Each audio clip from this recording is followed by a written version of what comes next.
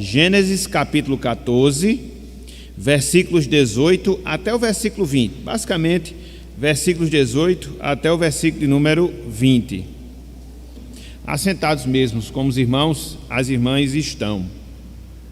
Diz o seguinte, a palavra do Senhor.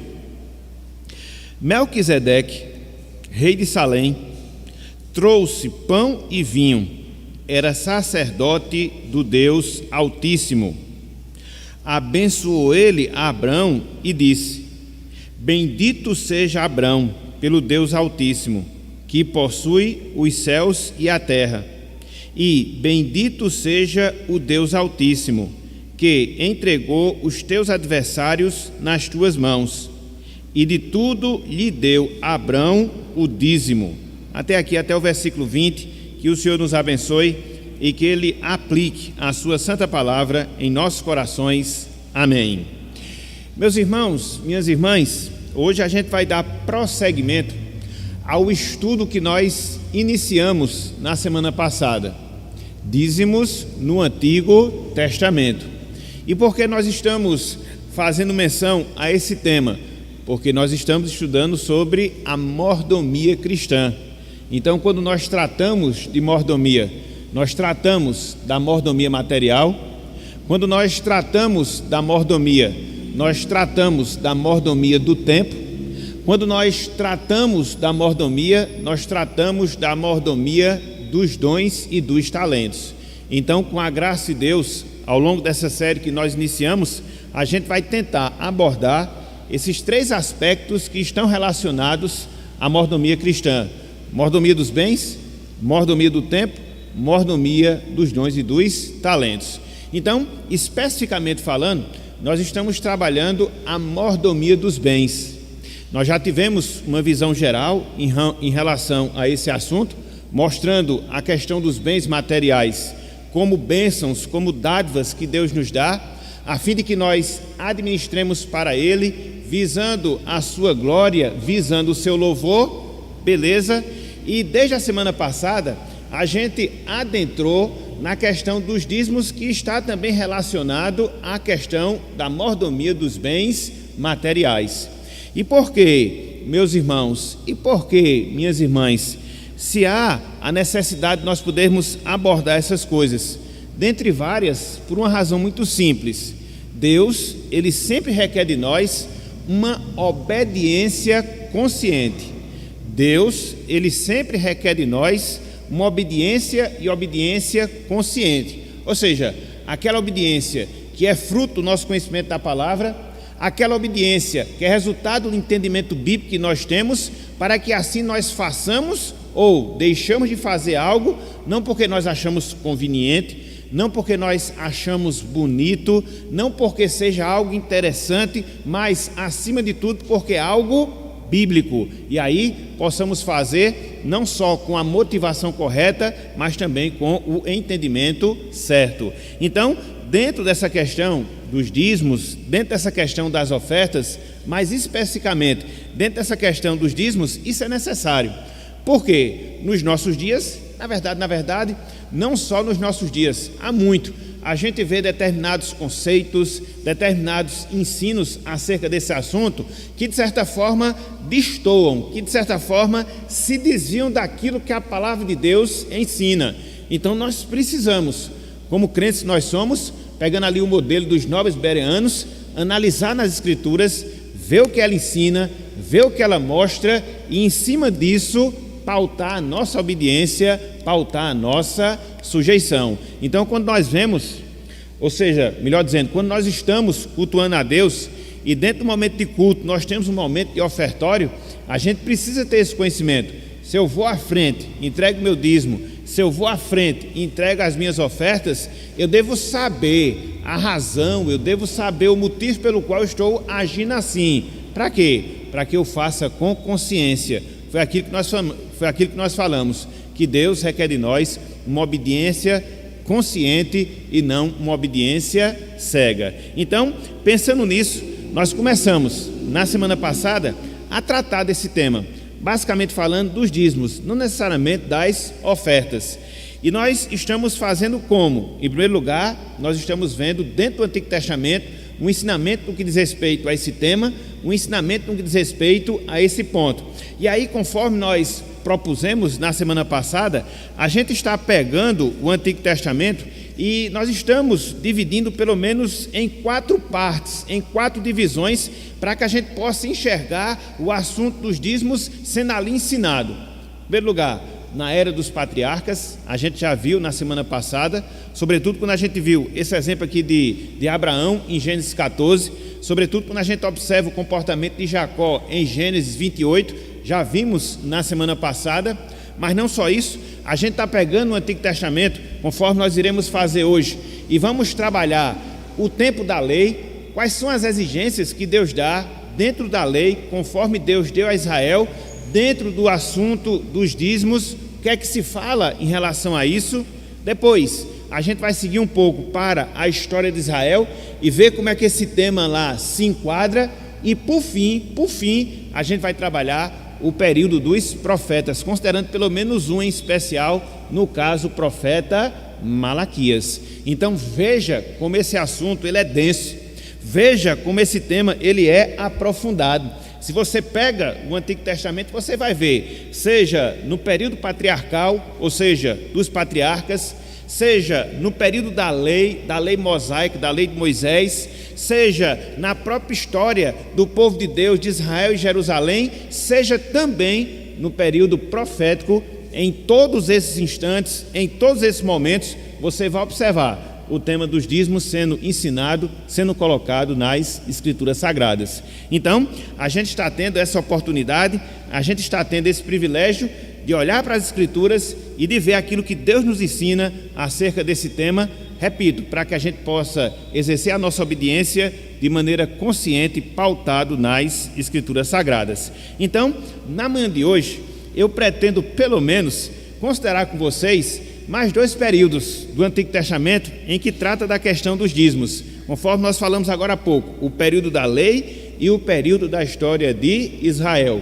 Não sei se a gente vai conseguir avançar nesses 2 pontos, mas vamos pelo menos tentar, até porque há necessidade, conforme nós estamos fazendo, de podermos ouvir, de podermos responder algumas perguntas, alguns questionamentos, termos esse feedback, para que assim a gente possa aprender de maneira mais precisa, de maneira mais aprofundada. Então, vamos lá, meus irmãos, vamos lá, minhas irmãs, com as nossas Bíblias, com as Escrituras Sagradas, vamos considerar aquilo que Deus nos mostra. Vamos estudar aquilo que Deus nos ensina acerca do dízimo dentro da lei de Moisés, dentro da lei mosaica. Eu queria que vocês abrissem agora as suas Bíblias no livro de Levítico, capítulo 27. Abram aí, por favor. Levítico, capítulo 27. E lembre-se, aqui nós estamos na lei. Aqui nós estamos na lei que Deus deu a Moisés e que Moisés deu à nação de Israel, seu povo da aliança. Levítico, capítulo 27. Vamos ler dos versículos 30 até o versículo de número 32. Levítico 27, versículos 30 até o versículo de número 32. Vou fazer aqui a leitura bem pausada, para que a gente possa acompanhar e depois traçar algumas observações. Olha só o que nos diz aqui, Levítico 27, versículos 30 até o versículo de número 33, para a gente fechar o parágrafo. Fica melhor assim.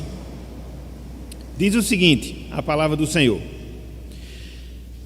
também todas as dízimas da terra, tanto dos cereais do campo, como dos frutos das árvores, são do Senhor, santas são ao Senhor, ou seja, as dízimas da terra.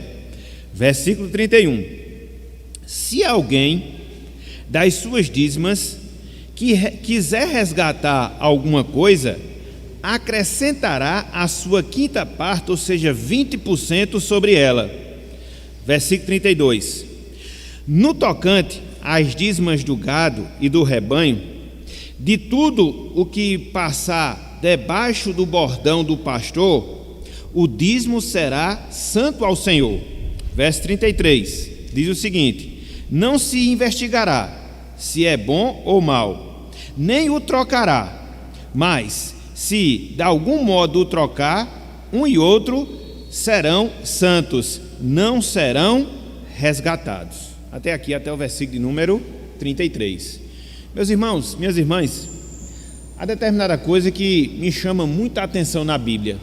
O que é? Conforme eu sempre falo, de nós termos no livro de Gênesis os conceitos gerais que vão pautar o nosso conhecimento de toda a Bíblia, de todas as Escrituras Sagradas. Então você vai lá para o livro de Gênesis, você vai ver a instituição que Deus faz acerca do dia do Senhor. Você vai para Gênesis e vai observar a instituição que Deus faz do casamento, da família. Você vai lá para Gênesis e observará a instituição que Deus faz do trabalho. Você vai para Gênesis e você vai observar a instituição que Deus faz acerca da maneira como ele deveria ser adorado, ou seja, os sacrifícios. Você vai para Gênesis e vai observar também a mesma coisa relacionada aos dízimos, só que em conceitos gerais. E aí, a partir do livro de Gênesis, sobretudo dentro da lei, você vai encontrar aquilo que nós chamamos de regulamentação, ou seja, detalhamento, para que aquilo que era geral, aquilo que era abrangente, possa se tornar mais claro, possa se tornar mais específico. E conforme nós observamos, a gente aprende esse mesmo princípio relacionado ao dízimo. Por quê? Lá em Gênesis, a gente observa o comportamento de Abraão.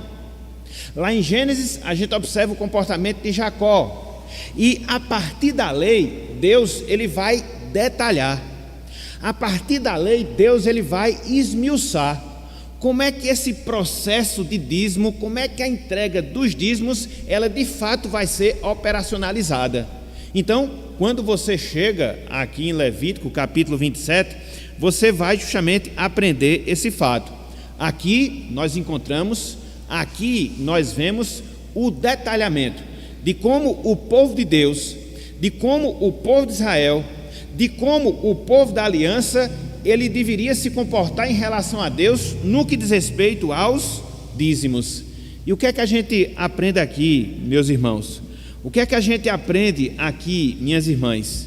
Que os dízimos, eles recaem sobre todo e qualquer rendimento fruto do nosso trabalho. Os dízimos, eles recaem, a sua obrigatoriedade, sobre todo e qualquer rendimento que seja fruto, que seja resultado do nosso trabalho. Você olha para a sociedade de Israel, era uma sociedade predominantemente agrária, que vivia da agricultura, que vivia da pecuária. E aí quando você olha aqui para Levítico 27, você vai chegar justamente a essa conclusão, ou seja, naquilo que a terra produzisse, naquilo que os rebanhos produzissem, o que é que seria necessário? Que fosse separada a 10ª parte, que fosse separado o dízimo e dízimo do Senhor. E é interessante porque conforme você vê no versículo 30, conforme você observa no versículo 32, esse dízimo não era qualquer dízimo, mas existe aqui uma qualificação acerca desse dízimo, ou seja, ele era santo, e aqui santo no sentido de ser separado, e aqui santo no sentido de ser dedicado, separado, dedicado ao Senhor, porque é essa a ideia, é esse o entendimento geral que a gente deve ter em relação aos dízimos. É aquela parte que cabe a Deus, de tudo aquilo que Ele nos dá, para que nós possamos consagrar a Ele, para que nós possamos santificar a Ele, no caso, santificar a Deus. Então, veja aqui como isso acontece, veja aqui como isso se dá.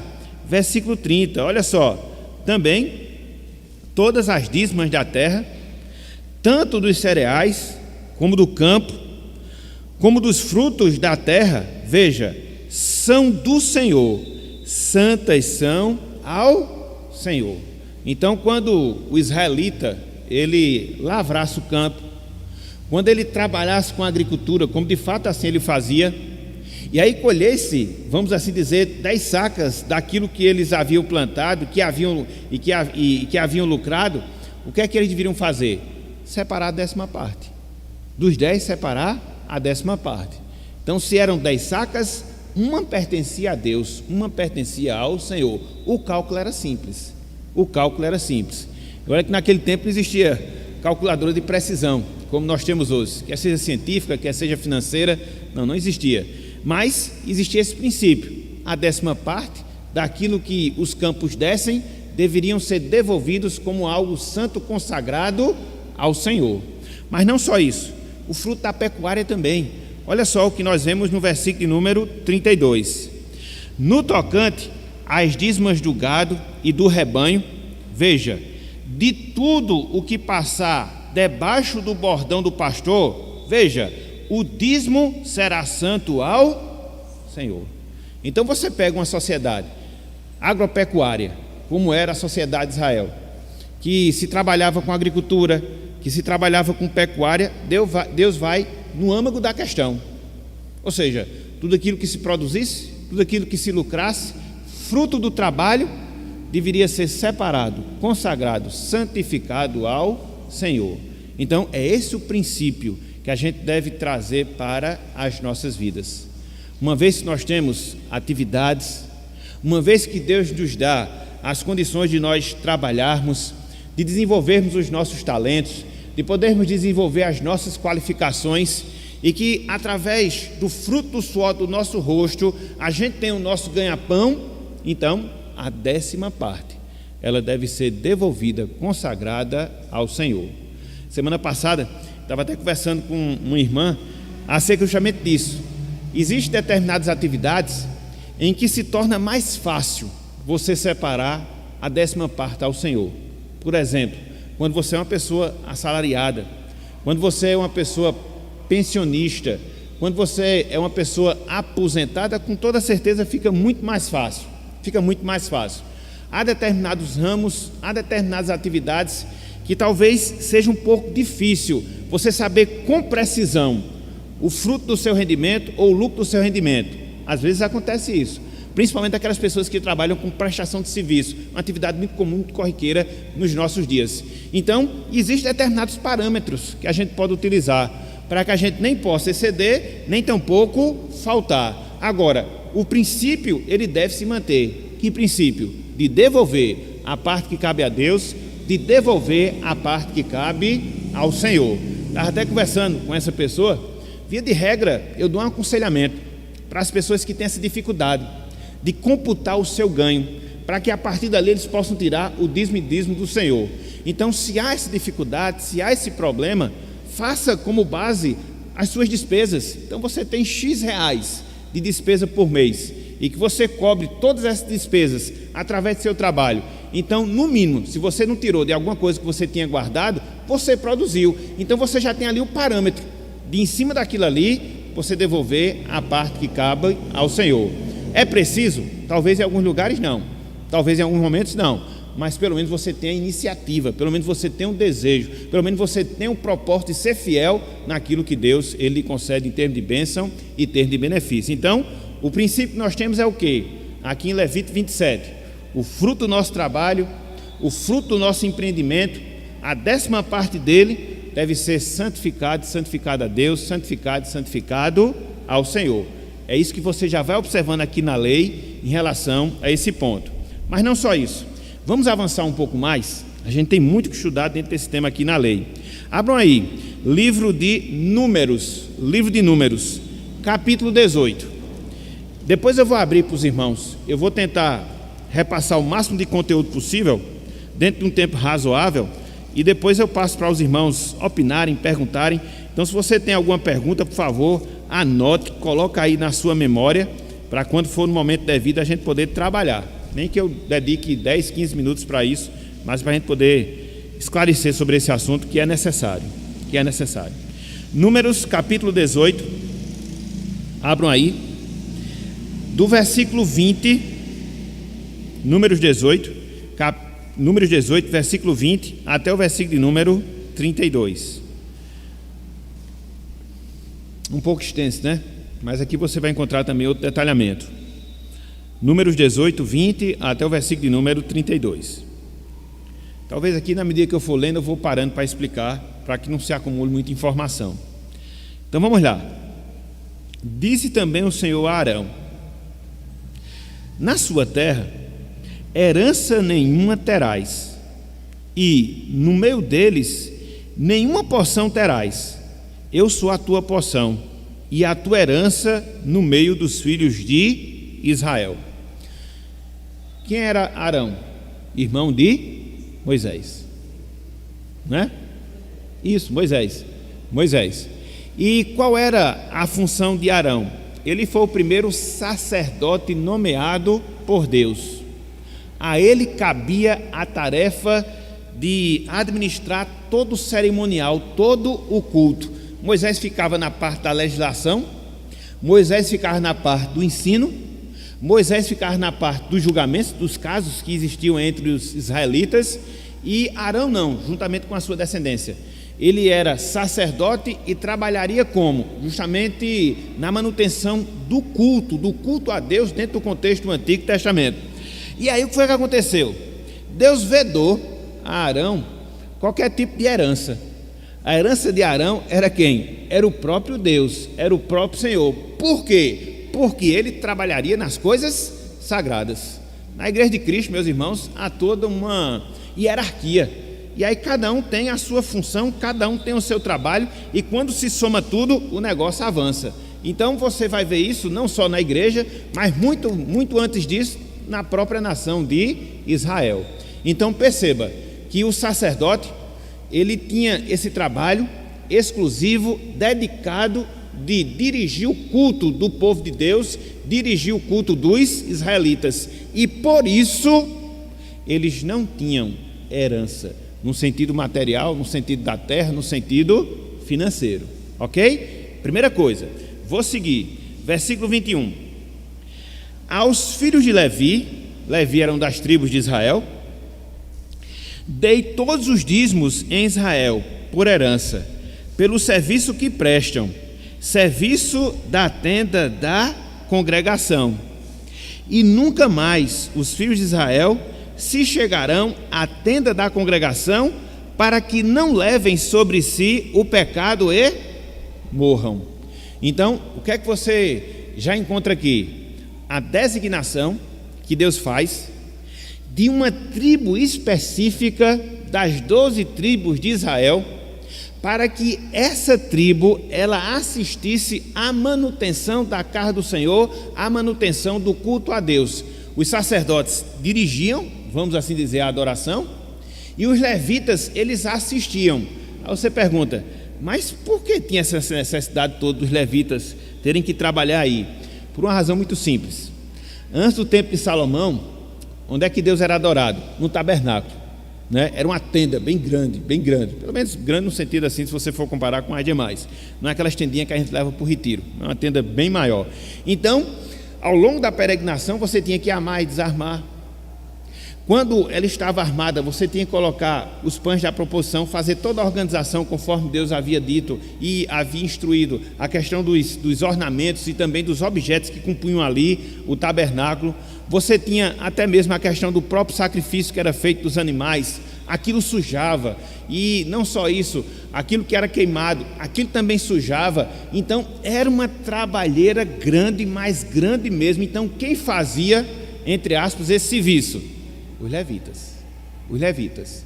Então veja que Deus designou a tribo de Levi como a tribo que iria trabalhar especificamente com isso. Para quê? Para que nem todo judeu, nem todo israelita fizesse esse trabalho, e como consequência, conforme nós temos aqui nesse último versículo, eles levassem sobre ele o pecado e com isso morressem. Então, somente os levitas, sacerdotes e levitas. Então, o que é que vai acontecer? Os levitas eles trabalhavam de maneira exclusiva, dedicada na casa do Senhor, mas aí eles teriam que comer, mas aí eles teriam que se manter, e dinheiro não vem do céu, apesar do maná vir, né, e vir para todo mundo, mas havia necessidade da manutenção deles. Então como foi que Deus resolveu essa questão? Versículo número 23, olha só o que diz aí o texto da palavra.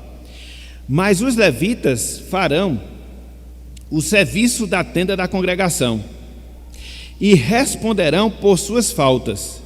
Estatuto perpétuo é este para todas as falsas gerações, e não terão eles nenhuma herança no meio dos filhos de Israel. Então, a semelhança que acontecia com Arão, com a sua descendência, como sacerdotes, os levitas também não teriam nenhuma herança. E aqui só um parênteses, que eu gosto de catucar às vezes, né?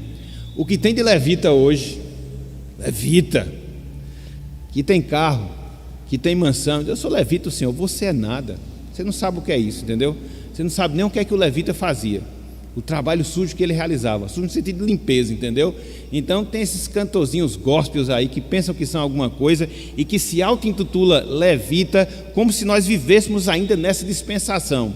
Está errado, meus irmãos, está errado. Não existe mais isso, acabou. Não existe levita, acabou. Então, fechando parênteses, versículo 24: porque os dízimos dos filhos de Israel que apresentam ao Senhor em oferta, veja, dei-os por herança a quem? Aos levitas, porquanto eu lhes disse: no meio dos filhos de Israel nenhuma herança tereis. Então você já vai ver aqui aquilo que nós chamamos da maneira como os dízimos eles eram aplicados para sustento dos levitas, que assistiam na casa do Senhor, para que assim houvesse culto, para que assim houvesse adoração, para que assim nós tivéssemos pessoas que estivessem trabalhando em todo o trabalho em toda a tarefa, melhor dizendo, de adoração e adoração a Deus, sacerdotes e também levitas. Então, o dízimo ele cumpre também essa finalidade.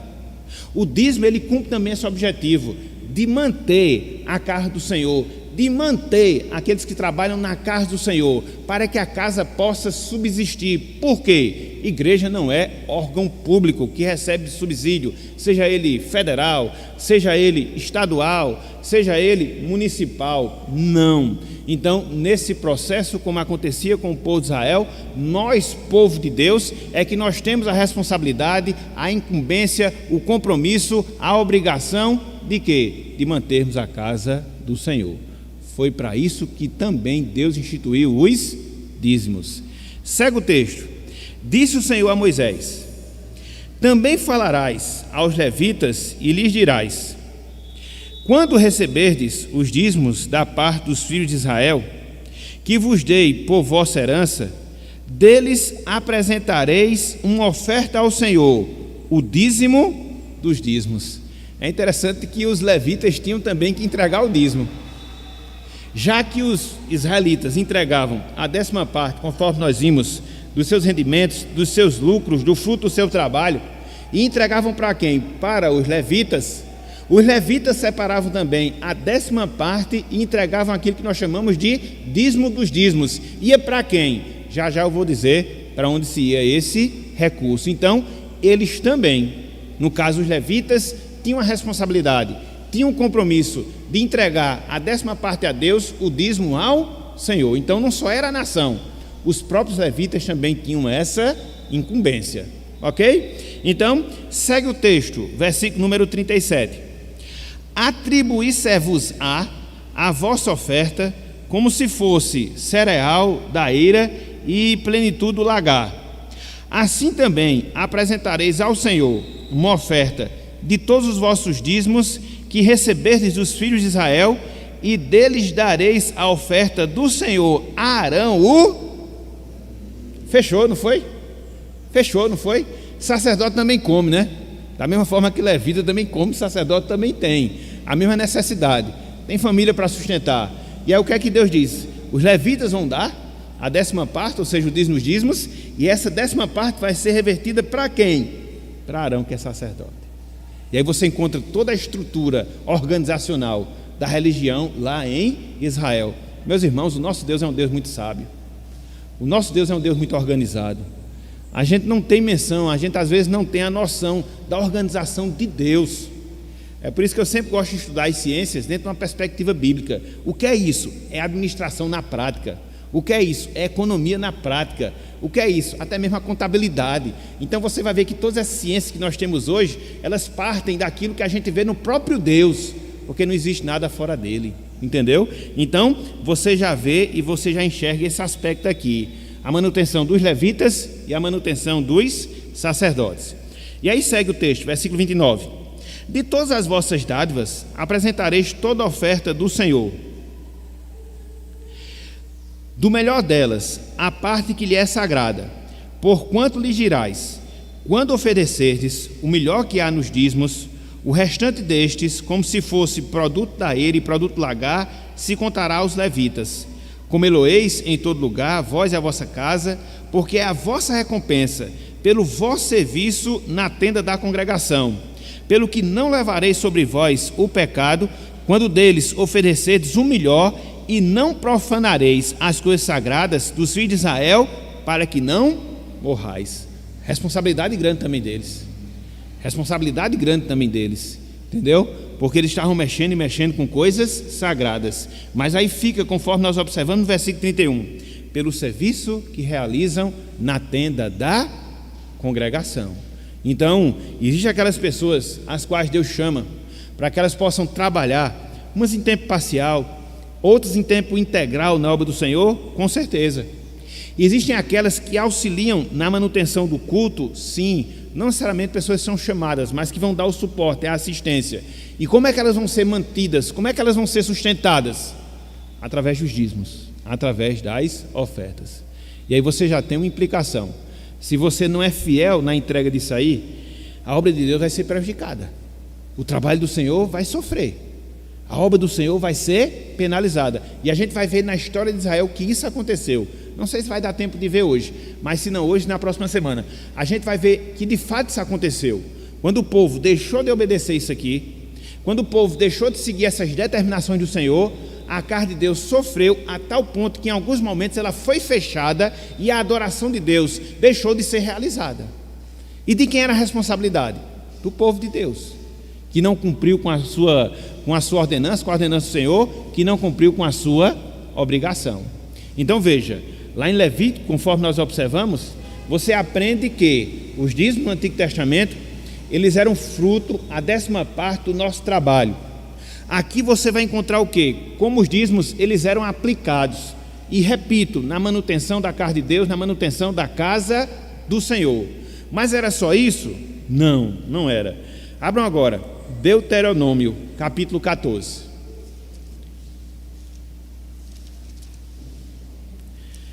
E que às vezes nos entristece, meus irmãos, quanto a isso, é que muita gente fala de dízimo, mas não dá esse panorama bíblico, entendeu? Porque muitas vezes essas pessoas querem apenas extorquir os recursos financeiros dos fiéis. E infelizmente tem gente que cai nessa lábia. Não pode, meus irmãos. A gente tem que analisar a escritura com escritura, ver o que Deus nos ensina, e em cima disso, agora eu vou obedecer. Em cima disso, agora eu vou fazer. Eu não vou fazer por constrangimento, não vou fazer porque outros fazem, eu vou fazer porque tem respaldo, tem lastro bíblico para que assim eu possa agir. A gente está vendo aqui, pelo menos em detalhes, como é que isso acontece. Então, abram aí, Deuteronômio capítulo 14, a gente vai ler a partir do versículo 22, a partir do versículo 22. Diz o seguinte a palavra do Senhor: certamente darás os dízimos de todo o fruto das tuas sementes, que ano após ano se recolher do campo. Mas aí, fruto do trabalho da agricultura. E perante o Senhor teu Deus, no lugar que escolher para ali fazer habitar o seu nome, comerás os dízimos do teu cereal, do teu vinho, do teu azeite, e os primogênitos das tuas vacas e das tuas ovelhas, para que aprendas a temer o Senhor teu Deus todos os dias. É interessante que nesse caso aqui, os dízimos, eles cumprem aquilo que nós chamamos de função pedagógica. Ensinar. Ensinar o quê? As pessoas a temerem a Deus. Porque quando você não é fiel na entrega daquilo que pertence a Deus, você estará dando uma demonstração clara da sua falta de temor, da sua falta de respeito, da sua falta de compromisso para com o Senhor. E você observa aqui nesse texto, Deus dá essa instituição da entrega daquilo que lhe pertencia. Para quê? Com que finalidade? Com que objetivo? O povo aprendesse a temer o Senhor. E é interessante, conforme nós vemos aqui na parte final do verso, todos os dias. Então os dízimos cumprem também essa função de educar, de ensinar, de fazer com que nós tenhamos essa responsabilidade e encaremos a Deus com seriedade. E é interessante porque aqui em Deuteronômio não havia ainda a estipulação do local no qual Deus seria adorado. Posteriormente a gente vai saber que é a cidade lá de Jerusalém. Posteriormente a gente vai saber que lá seria construído o culto. Mas aqui você já vê que há essa determinação que quando esse local fosse definido, para lá deveriam ser levados os dízimos, para lá deveriam ser levadas as ofertas, para a casa de Deus, para a casa do Senhor. Por quê? Porque é essa a recomendação que Deus faz. E aí que as pessoas que estão trabalhando dentro da casa do Senhor, que elas possam aplicar os recursos dentro daquilo que a obra exige, a obra requer. Não existe essa questão de você reter parte dos seus dízimos para que você possa aplicar ao seu bel prazer, segundo aquilo que você acha certo, naquilo que você quer. Não. Se você faz parte da igreja, se você é integrante da igreja, você estará sujeito à igreja dentro da aplicação dos recursos, até porque, principalmente no nosso sistema mais bíblico, o sistema congregacional, você vai participar justamente não só da aplicação, mas também da fiscalização desses recursos, entendeu? Então, você tem essa observação, você tem esse detalhamento. E aí segue o texto, versículo 24. Quando o caminho te for comprido demais, que não os possa levar, por estar longe de ti o lugar que o Senhor teu Deus escolher para ali pôr o seu nome, quando o Senhor teu Deus te tiver abençoado, então vendei-os e leva o dinheiro na tua mão e vai ao lugar que o Senhor teu Deus escolher. Meus irmãos, Deus ele é muito sábio e prático. Conforme nós observamos, a sociedade de Israel era uma sociedade agrária, vivia do campo, da agricultura, vivia da pecuária. Imagina aí, um grande produtor, que porventura produzisse ali 50 sacas de determinado produto que havia plantado, e tinha que levar 5, em cima de onde? Os jumentos eram raros, como é que ele ia fazer essa logística? E semelhantemente, se ele tivesse ali um rebanho, e fosse um grande rebanho, por exemplo, como o rebanho de Jó, e separar a 10ª parte para levar todo aquele animal, então, quando fosse longe a cidade, em referência à cidade que Deus iria separar para adoração, repito, posteriormente seria Jerusalém, então eles iriam pegar aquilo que o campo desse, que os rebanhos produzissem, iam transformar aquilo em dinheiro, iam levar para a cidade que Deus havia escolhido. Olha só que sabedoria, meus irmãos, olha só que sabedoria da parte de Deus, da parte do Senhor. É dentro desse processo aí que a gente observa aqueles cambistas que Cristo os expulsa lá do templo. Não é que aquela atividade em si era errada, não, tinha que haver para que você pudesse fazer essas compensações, né? Essas transferências. O problema era o local em que eles estavam no pátio dos gentios, entendeu? No lugar que era exclusivo dos gentios para estar em adoração. Então eles haviam pervertido não a atividade em si, mas o lugar onde elas estavam sendo desempenhadas. Então você tem que ter também essa perspectiva, ok? Então Deus aqui ele trabalha a logística. Como é que o negócio ia ser processado? E a gente vê justamente aqui. Segue o texto. Esse dinheiro dá-lo-ás por tudo o que deseja a tua alma, por vacas, ou ovelhas, ou vinho, ou bebida forte, ou qualquer coisa que te pedir a tua alma. Comei-o ali perante o Senhor teu Deus, e te alegrarás, tu e a tua casa. Olha só agora, versículo 27. Olha só. Porém, não desampararás o levita que está dentro da tua cidade, pois não tem parte nem herança contigo. Estão lembrados, né, da determinação que nós vimos agora há pouco? Ao fim de cada 3 anos, tirarás todos os dízimos do fruto do 3º ano e os recolherás na tua cidade. Então virão o levita, pois não tem parte nem herança contigo, o estrangeiro, o órfão e a viúva que estão dentro da tua cidade comerão e se fartarão, para que o Senhor teu Deus te abençoe em todas as obras que as tuas mãos fizerem. O que é que você vê aqui? Você vê o caráter filantrópico na aplicação dos dízimos. Servia para assistir às classes desprivilegiadas do templo de Israel. O levita, mas aqui conforme nós temos o órfão, o estrangeiro e também a viúva. A cada 3 anos se fazia isso. Então, os dízimos também, eles tinham essa finalidade. Os dízimos também, eles tinham essa aplicação de servir para a ação social, para a assistência dos menos favorecidos. E aqui você encontra esse princípio que está delineado na palavra. Por isso que na igreja não pode haver carentes. Por isso que na igreja não pode haver necessitados. Porque nós temos, meus irmãos, minhas irmãs, como membro do corpo de Cristo, essa responsabilidade. E é nesse ponto onde a gente vê a necessidade do serviço diaconal. De quê? De ver as carências, de ver as necessidades, e a igreja chegar junto para atender a esses irmãos através daquilo que a gente arrecada com os nossos dízimos e com as nossas ofertas, porque é com esse objetivo também, ou foi com esse objetivo também que ele foi criado. Então, a manutenção da casa, aqueles que trabalham na casa, e a assistência àqueles que são menos favorecidos. Aquilo que a Bíblia fala de nós fazermos bem, primeiramente aos domésticos na fé, ao povo de Deus, aos membros da igreja de Cristo. Então, você vê esse caráter beneficente em relação aos dízimos, na aplicação dos dízimos do povo de Deus, do povo do Senhor. Para fechar, hoje acho que não vai dar para a gente avançar muito. Abram aí, Deuteronômio capítulo 26. Olha a oração que a gente deve fazer. Essa aqui é a oração do dizimista. Essa é a oração do dizimista que a gente deve fazer para que a gente não seja responsabilizado por qualquer infidelidade e descumprimento da palavra do Senhor. Deuteronômio capítulo 26, versículo 12.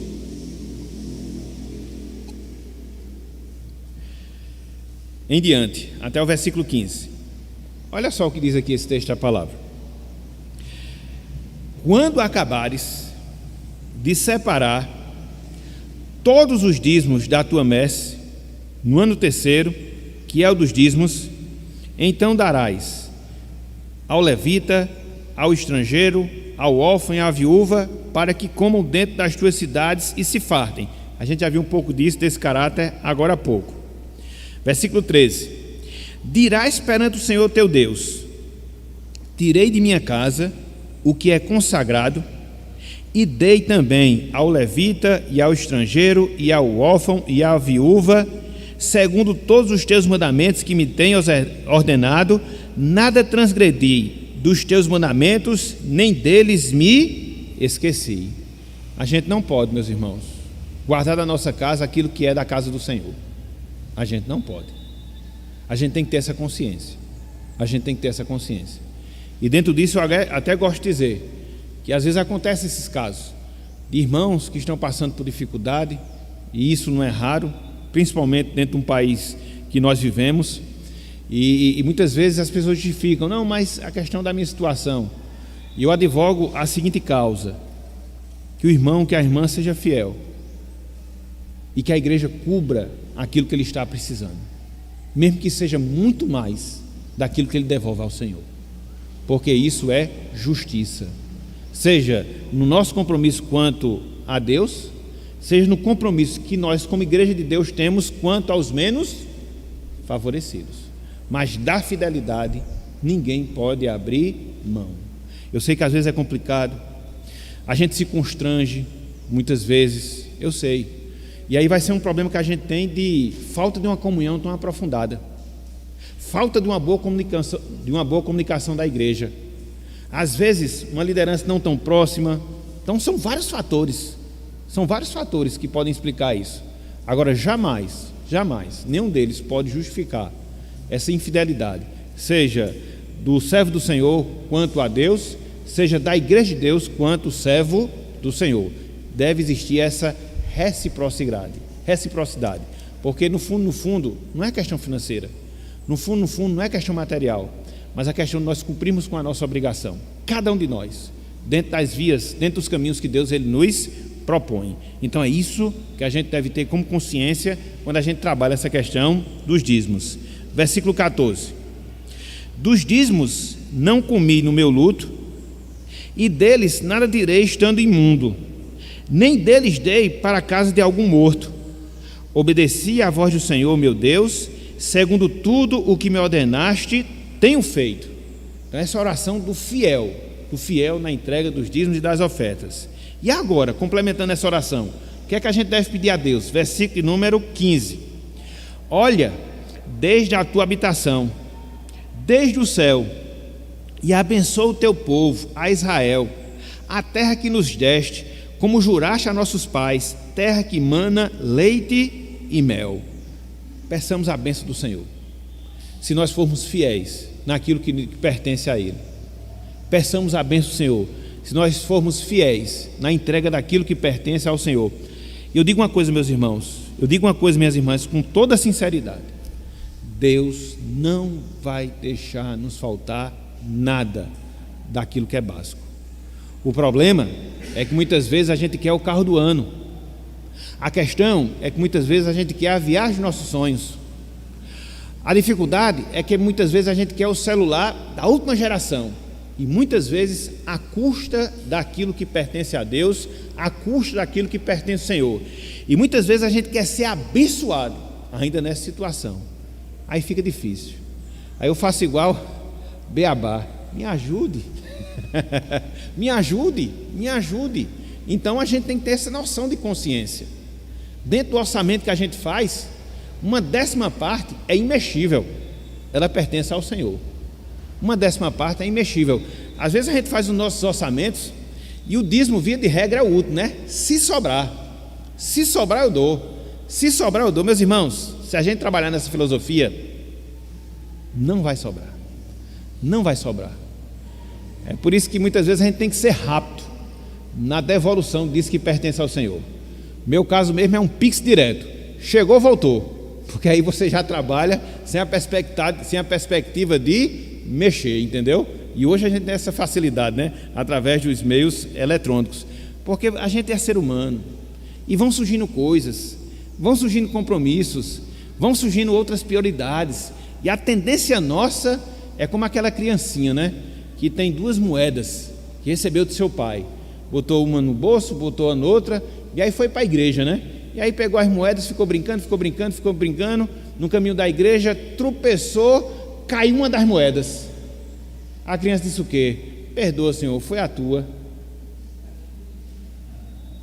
Vamos ser honestos com Deus, porque Ele sabe. A gente lida com Deus que é onisciente, Ele sabe das intenções do nosso coração. Diz o Salmo 139 que antes que a palavra nos chegue à boca, o que é que Deus faz? Sabe, entendeu? Então não adianta. Então, se você quer ser uma pessoa abençoada espiritualmente falando, estou nem falando em termos materiais, porque a gente não pode negociar com Deus. Isso é compromisso, isso é responsabilidade. Agora, se em cima disso, como a gente vê aqui na oração, Ele quiser nos abençoar, a gente deve pedir. Essa é a nossa obrigação, é clamar. Se Deus vai fazer, eu não sei, mas a minha obrigação é pedir. Mas Ele vai nos abençoar. Eu digo isso com toda certeza, com o básico, porque é aquilo que Cristo falou lá em Mateus 6,33: buscai, pois, em primeiro lugar o seu reino, a sua justiça, e todas essas coisas, o comer, o beber, o vestir, vos serão acrescentadas. Repito, às vezes a gente quer demais, aí é complicado, mas eu digo uma coisa: o básico, Deus Ele vai nos dar, Deus Ele vai nos proporcionar. Uma coisa eu digo: não mexam com aquilo que pertence ao Senhor. Às vezes há determinadas situações, isso acontece na vida cristã, que a gente passa por determinados momentos de dificuldade financeira, e às vezes a gente termina sendo levado a esse tipo de postura, no sentido de deixar de dar aquilo que pertence ao Senhor. E às vezes a situação está tão difícil, e às vezes a situação está tão complicada, que não dá para você ter uma ruptura instantânea. Qual é o conselho que eu dou? Vá aos poucos, colocando dentro do seu orçamento, até você ter esse equilíbrio e chegar à 10ª que pertence ao Senhor. É o melhor dos mundos? Não, mas pelo menos é um encaminhamento para você acertar as suas coisas. Eu sou um conservador, eu não gosto de mudar as coisas do dia para a noite, não sou um revolucionário. Então as coisas muitas vezes elas demoram a ser ajustadas, e às vezes na nossa vida também. Às vezes nós temos determinados compromissos, às vezes nós temos determinados comportamentos, às vezes nós temos determinadas atitudes que são trabalhadas ao longo do tempo, e cada dia é um passo que a gente vai dando para chegar àquele objetivo, para chegar àquela finalidade. Às vezes as coisas não acontecem instantaneamente, elas vão acontecer progressivamente, mas elas devem acontecer.